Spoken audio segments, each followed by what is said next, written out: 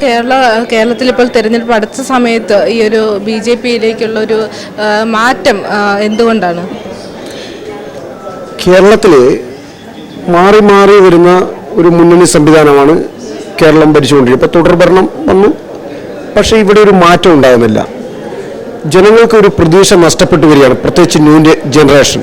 കാരണം ഒരു ഓപ്പർച്യൂണിറ്റി ഇവിടെ ചൂണ്ടിക്കാണിക്കാൻ കഴിയുന്നില്ല. പിന്നെ കടവും കടത്തിൻ്റെ കൂടുമാണ്. അപ്പോൾ ഒരു തരത്തിലും ഇനി നമ്മളെ കേരളത്തിൽ മുമ്പോട്ട് പോകാൻ പറ്റാത്ത രീതിയിൽ കടക്കണിയിൽപ്പെട്ടിരിക്കുകയാണ്. അപ്പോൾ ഈ ഇന്ത്യ നേതൃത്വം നൽകുന്ന മോഡിയുടെ നേതൃത്വത്തിലുള്ള NDA ഗവൺമെൻറ് കേരളത്തിൽ വന്നു കഴിഞ്ഞാൽ രാജീവ് ചന്ദ്രശേഖർജി അടക്കമുള്ള ആളുകൾക്ക് പുതിയ ആശയങ്ങൾ മുമ്പോട്ട് വെച്ച് ഈ കേരളത്തെ വീണ്ടെടുക്കാൻ സാധിക്കും. കേരളത്തെ സമഗ്രമായ പുരോഗതിയിലേക്ക് നയിക്കാൻ വേണ്ടി സാധിക്കും. അപ്പോൾ അതോടൊപ്പം നിന്ന് പ്രവർത്തിക്കാനാണ് ആഗ്രഹിക്കുന്നത്. പൊതുവെ നമ്മൾ പരക്കെ കേൾക്കുന്ന ചില കാര്യങ്ങളുണ്ട് കോൺഗ്രസിനെ കുറിച്ച്. അവിടെ നേതാക്കൾ തമ്മിലൊരു അന്തർധാരയില്ല, അല്ലെങ്കിൽ അവർ തമ്മിൽ എപ്പോഴും അങ്ങോട്ടും ഇങ്ങോട്ടും സ്ഥാനമാനങ്ങൾക്ക് വേണ്ടിയിട്ട് അടിപിടി കൂടുന്നുണ്ട്. അത് എത്രത്തോളം ശരിയാണ്? തീർച്ചയായിട്ടും അതൊരു പാർട്ടിയല്ല. ഇപ്പോൾ കുറേ നേതാക്കന്മാരുള്ള ഒരു കൂട്ടം, അത് തന്നെ ആരോടും ഒരു കമ്മിറ്റ്മെൻ്റ് ഇല്ല. എല്ലാവർക്കും സ്വന്തമായ താല്പര്യം. അണികളെ പ്രൊട്ടക്റ്റ് ചെയ്യാൻ ഇവർക്ക് താല്പര്യമില്ല.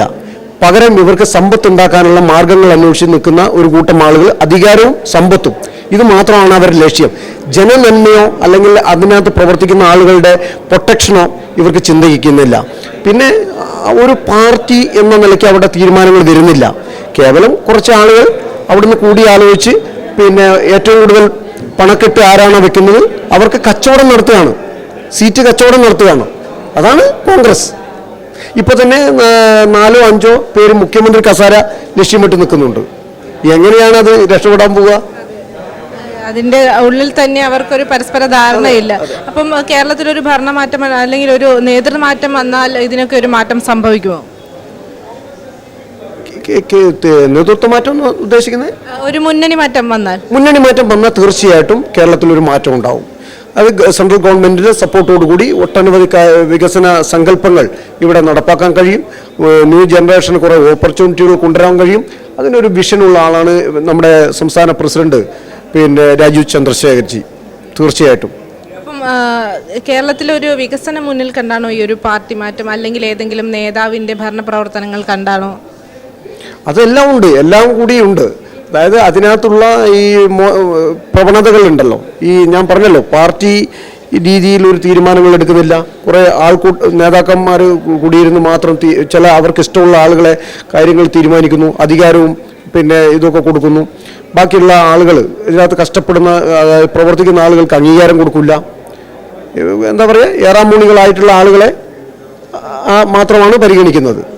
ഇനിയും കോൺഗ്രസിൽ നിന്നും ആൾക്കാർ ബി.ജെ.പിയിലേക്ക് വരാൻ സാധ്യത വരും. തീർച്ചയായിട്ടും ഈ തെരഞ്ഞെടുപ്പോടുകൂടി ബി.ജെ.പിയിലേക്ക് കേരളത്തിൽ 2 മുന്നണിയിൽ നിന്നും ആളുകളുടെ ഒരു ഒഴുക്ക് തന്നെ ഉണ്ടാവും.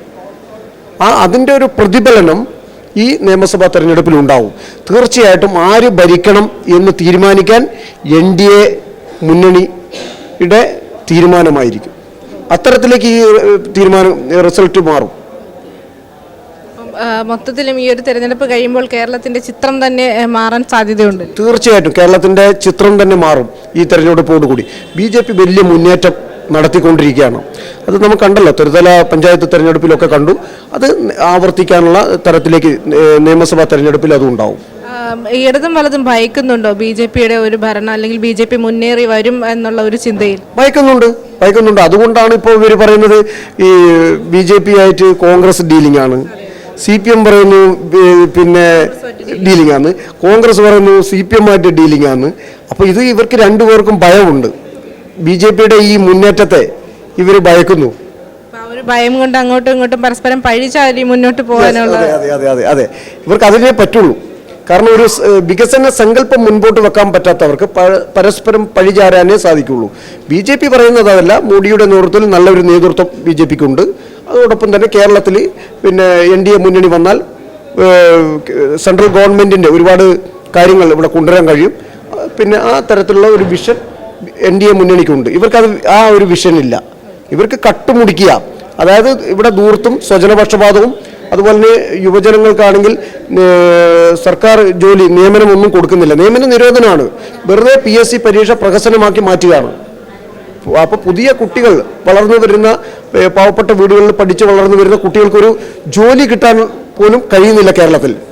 കേരളത്തിൽ ജീവിക്കാൻ പറ്റാത്ത സാഹചര്യമാണെന്നെങ്കിലും പൊതുജനം പറയുന്നുണ്ട്. അതിനോട് യോജിക്കുന്നുണ്ടോ? അതെ അതെ, തീർച്ചയായിട്ടും കേരളത്തിൽ ജീവിക്കാൻ കഴിയുന്നില്ല. എന്ത് വരുമാനം, എന്ത് ജോലി?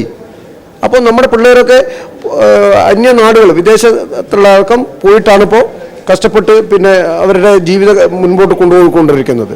ഇവിടെ ഒരു രക്ഷയില്ല. എവിടെ ജോലി?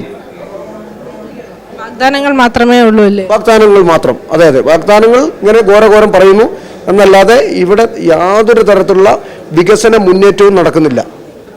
BJP വരുമ്പോൾ ഈ പറയുന്ന കാര്യങ്ങളെല്ലാം ജനങ്ങൾക്ക് വേണ്ടിയിട്ട് ചെയ്യുമെന്ന് പ്രതീക്ഷിക്കാമോ?